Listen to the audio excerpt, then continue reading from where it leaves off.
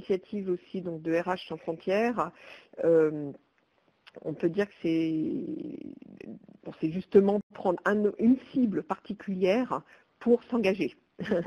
Merci Julien. Pour s'engager donc pour la lutte contre le travail forcé et de montrer aussi comment en fait le fait de s'appuyer sur les ODD peut permettre aussi de mobiliser différents acteurs pour une cause. Et aussi l'autre chose, donc la particularité du projet, c'est de vouloir engager les acteurs à agir concrètement. Voilà, donc je pense qu'on peut encore prendre... Evelyne, oui c'est ça, oui. Là par contre je crois qu'il faudra écouter l'enregistrement.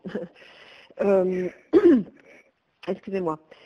Donc on remercie donc nos deux, Jonathan et Martine, pour avoir présenté leurs initiatives et on espère y revenir donc dans des webinaires futurs pour les présenter plus à fond et montrer comment les entreprises et les autres acteurs peuvent s'engager.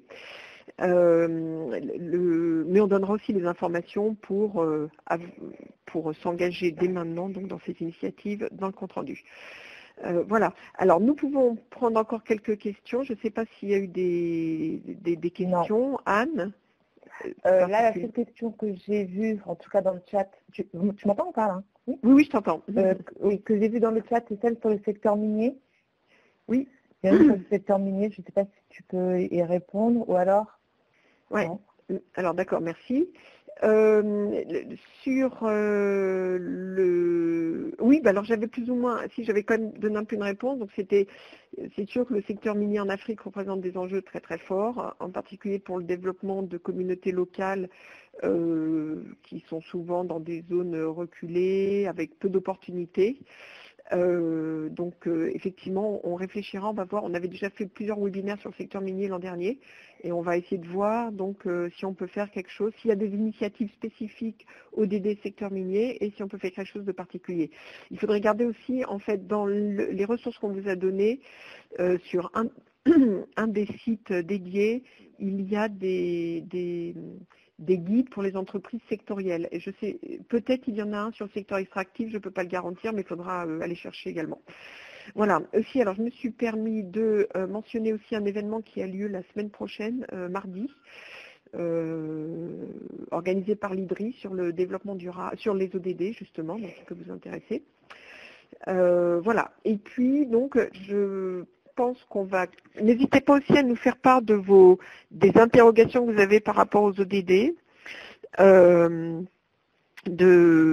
vos remarques, de vos expériences. Enfin, n'hésitez pas à nous envoyer, alors soit les mentionner ici dans la boîte de conversation en bas à droite, ou soit nous les envoyer par email. Donc toutes les suggestions, retours d'expérience, questionnements que vous avez par rapport aux ODD, ou toutes les initiatives dont vous pouvez être au courant ou que vos organisations prennent, on se fera un plaisir donc de le relayer.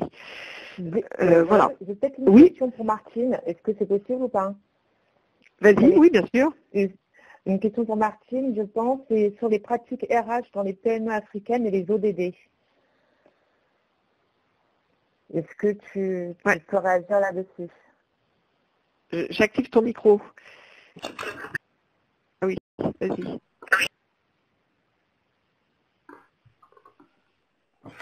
C'est moi qui dois répondre? Vas-y, je sais pas quoi. Oui, vas-y.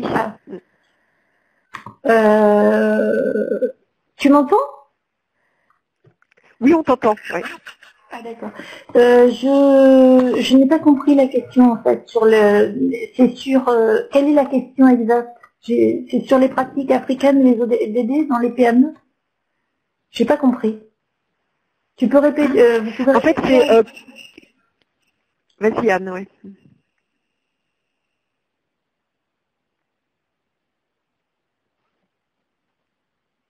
Ce que vous me demandez, oui, Martine, c'est comme. Oui. C'est comment les pratiques RH, d'après ce que je compris, qu'est-ce que les PME peuvent faire en matière de pratiques RH pour contribuer aux ODD? J'avoue que pour les ODD en général, c'est trop large, j'en sais rien. En tout cas, sur le 8-7, ça dépend des secteurs d'activité. Dans l'agriculture, c'est déjà travaillé sur le système, dans les pratiques RH, c'est le système de rémunération. et le recrutement. Le recrutement dans les secteurs à risque comme l'agriculture et le bâtiment, par exemple.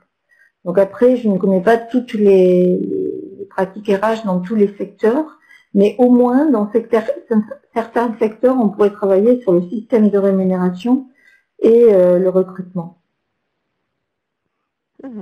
Ouais. D'accord, merci. Ouais.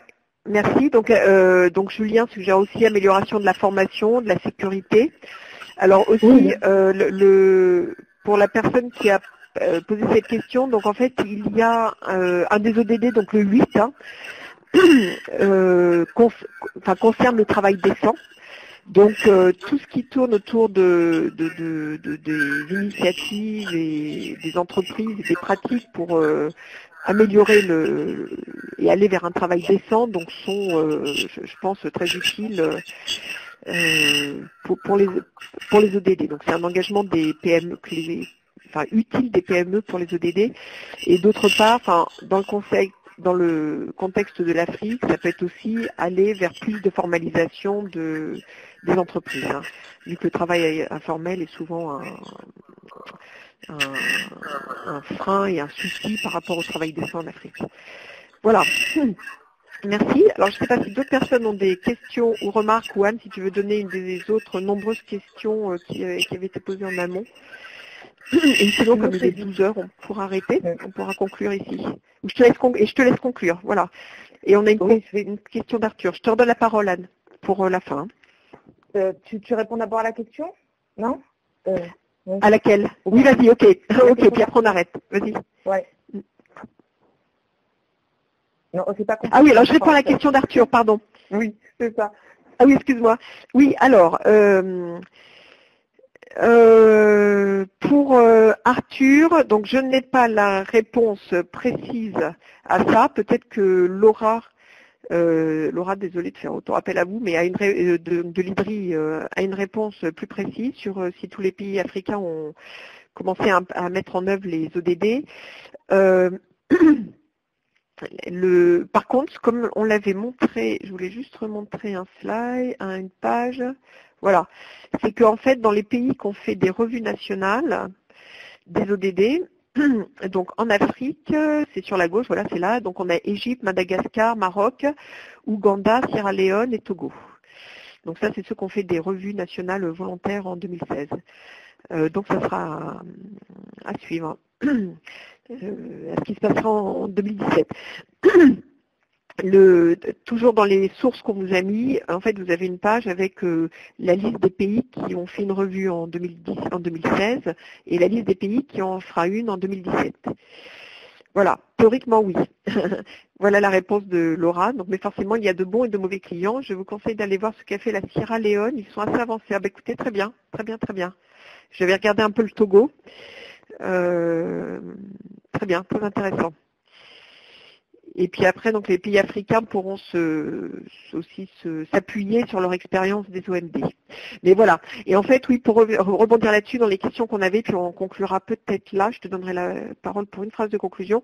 Donc pour rebondir là-dessus, donc dans les retours qu'on avait, dans les questions qu'on avait, les remarques, donc il y avait plusieurs personnes qui avaient posé des questions ou fait des remarques sur le fait que les pays africains, en fait, pouvaient traîner de la patte et qu'il y avait aussi peu de mécanismes de transparence et de redevabilité de ces pays par rapport aux ODD. Donc Laura aussi, si vous avez peut-être une information à fournir sur quelle redevabilité par rapport aux ODD des gouvernements par rapport aux citoyens. Je ne sais pas s'il y en a, mais c'est vrai que c'est une question. Donc c'est comment on peut rendre les gouvernements plus redevables de ce qu'ils font pour les ODD.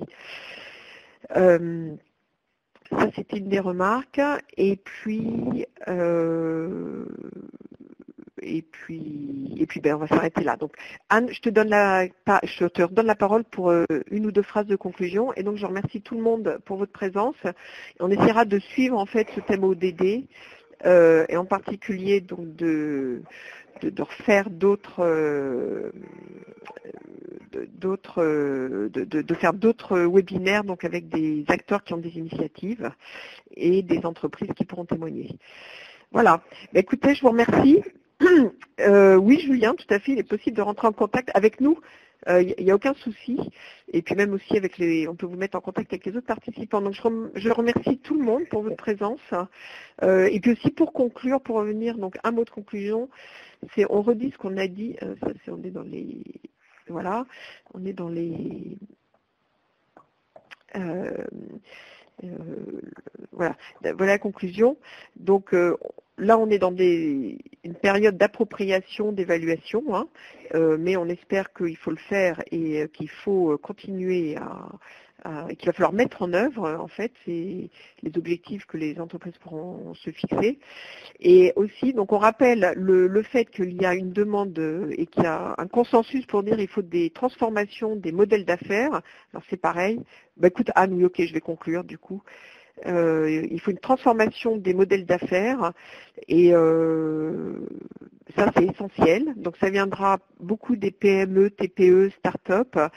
Je pense aussi qu'il faut aussi voir ce que les grandes entreprises peuvent faire pour contribuer à changer leur modèle d'affaires, mais aussi pour contribuer à stimuler dans leur chaîne de valeur et dans tous leurs partenaires commerciaux le changement de ces modèles d'affaires. Donc je pense qu'il y a beaucoup de choses à faire. Et puis ensuite, donc on va aussi terminer sur le message. Donc il y avait beaucoup d'inscrits, puis il y a eu pas mal de participants. Hein. Nous, normalement, on espère avoir 25-30 participants, donc vous avez été nombreux aujourd'hui.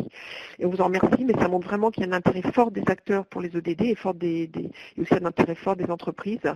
Et donc, on vous encourage à vraiment vous emparer des ODD et à essayer de participer à des initiatives, à faire des choses, parce que ça contribuera aussi à pousser aussi les gouvernements à agir, à être dynamiques. Voilà. Et par rapport aux demandes, oui, alors nous enverrons les liens.